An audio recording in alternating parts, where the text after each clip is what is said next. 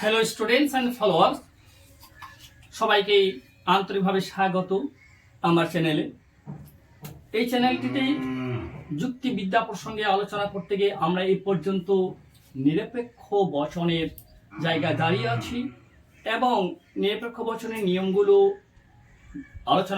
আলোচনা করার পরে বাক্যতে সেই নিয়মগুলো কিভাবে অ্যাপ্লাই করে সেটা বচন করা যাবে সেই বিষয়ে আমরা আলোচনা করছি। এবং এই পর্যন্ত এ বচন, ও বচন এবং আই বচন তৈরি করা আমরা শিখে নিয়েছি, বা এ বচনের, ও বচনের এবং আই বচনের কোন শব্দগুলো নির্দেশ করছে বা কোন শব্দগুলো দেখে আমরা এ, আই বা ও করব অনেকখানি এগিয়ে গেছি।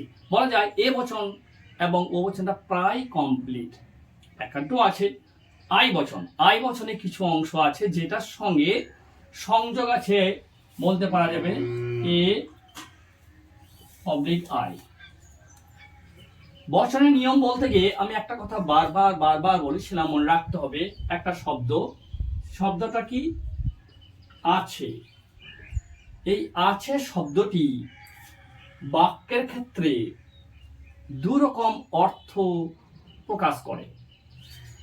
এই দুটি অর্থ কিন্তু আমাদেরকে আগে জেনে নিতে হবে, আর দুটি অর্থের উপর নির্ভর করে আমাদেরকে কিন্তু বাক্যটিকে এ হবে না আই বচন হবে সেটা বাছাই করতে হবে। প্রথম অর্থ, আছে কথাটা যদি বাক্যের মধ্যে আবশ্যিক বা অনিবার্য গুণকে নির্দেশ করে তাহলে সেই বাক্যটিকে নির্দ্বিধায় করতে হবে কোন বচন? এ বচন। আর যদি এই আছে শব্দটি আগন্তুক গুণ বা আকস্মিক গুণ, এটাকে ভেঙে বলা যায়, যদি কোনো বাক্যের মধ্যে আছে শব্দটি আছে আর বাক্যটিতে যে বিষয়টি বলা রয়েছে সেই বিষয় সম্পর্কে আমরা একটু সংশয় জাগছে। কেন সংশয় বললাম?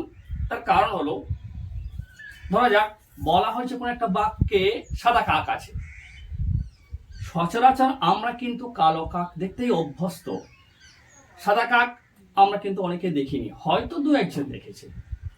এই যে বাক্যটা আমি দেখি নাই, তাহলে বলছে সাদা কাক আছে, এই যে একটা সংশয় জাগছে। এই রকম ধরনের সংশয়মূলক বাক্য হলে সেটিকে নির্দ্বিধায় আই বচন করতে হবে। বোঝা গেল?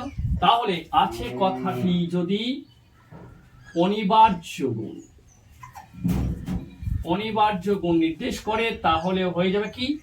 এ বচন। অনিবার্য তথা আবশ্যিক মানে থাকতেই হবে, এই রকম যদি হয়।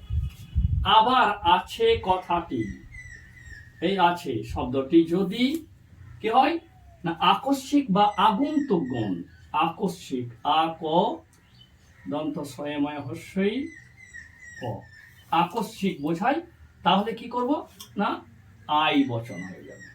বোঝা গেছে? বিষয়টি আরো ক্লিয়ার হবে কিছু বাক্যের যদি উদাহরণ নিয়ে আমরা প্রয়োগ করি তাহলে আরো সুন্দরভাবে বিষয়টি ক্লিয়ার করা যাবে। যেমন বলা হলো, ধরো জড় বস্তুর ঠিক আছে ওজন আছে, জড় বস্তুর ওজন আছে, বা জড় পদার্থের ওজন আছে, বা পদার্থ মাত্রই ওজন আছে। এই যে আছে কথাটা হলো, কারণ দেখতে হবে জড়বস্তু হলেই কিন্তু এটা অনিবার্য গুণ বা আবশ্যিক গুণ। জড়বস্তু মানেই তার কিন্তু ওজন থাকবে। তাহলে এই যে বোঝা গেল অনিবার্য গুণ, তাহলে বাক্যটা চলে যাবে কোন বচনে? এ বচনে। এ বচন পরিণত করতে পারবো আমরা এই বচনের মানক আগেই শিখে নিয়েছি সকল। এবার উদ্দেশ্য পদ, এই আছে কথাটি কিন্তু আর ব্যবহার হবে না।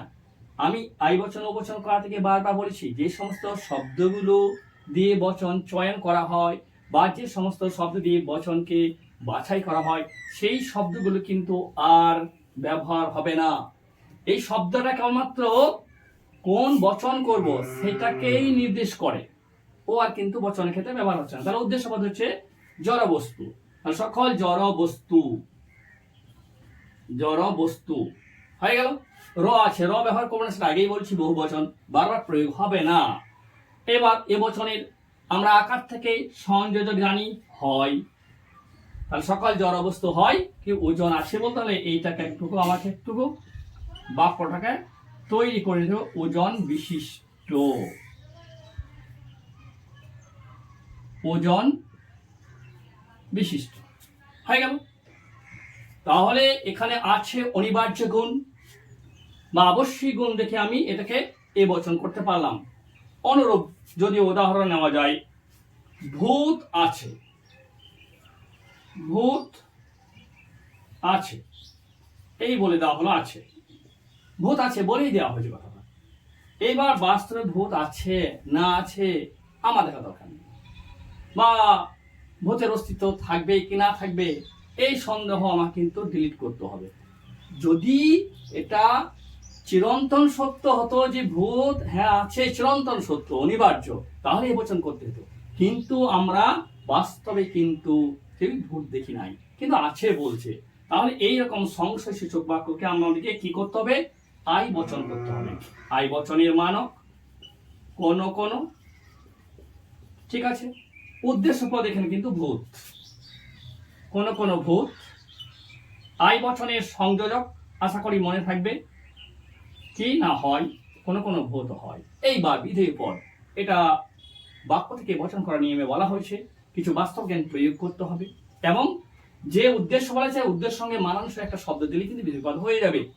যেহেতু আমরা আই বচন করছি আর সংযোজক সদার্থক হয় আছে, তাহলে কোন কোন ভূত হয় অস্তিত্বশীল, অস্তিত্বশীল হয়ে গেল আই বচন। তাহলে এখানে আমরা স্পষ্ট বুঝতে পারছি যে আছে কথাটি অনিবার্য গণের বাক্য হবে এ বচন, আর আগন্তুক গণের বাক্য হবে আই বচন। আর কিছু এক্সাম্পল আমি প্র্যাকটিস করাচ্ছি।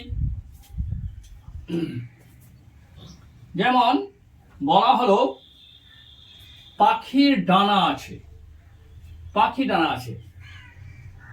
আশা করি নিজেরা এটা চয়েস করতে পারা যাবে, পারবে যে পাখির ডানা আছে, পাখির ডানা আছে, কথাটা বলে দেওয়া হয়েছে আছে। এইবার আমরা এই বাক্যটি ভাববো যে আছে কথাটি অনিবার্য গুণ বটে কিনা। বাস্তবে যেই পাখি তার কিন্তু ডানা আছে, ডানা বিহীন কিন্তু পাখি সম্ভব নয়। তাহলে আছে কথাটি এখানে হয়ে গেল কি অনিবার্য গুণ বা আবশ্যিক গুণ। তাহলে হয়ে যাবে কোন বচন? এ বচন। সকল পাখি হয় ডানা বিশিষ্ট প্রাণী কিংবা ডানা যুক্ত প্রাণী, ডানা যুক্ত প্রাণী কমপ্লিট। এবার আমরা অন্য একটি বাক্য নিয়ে দেখি।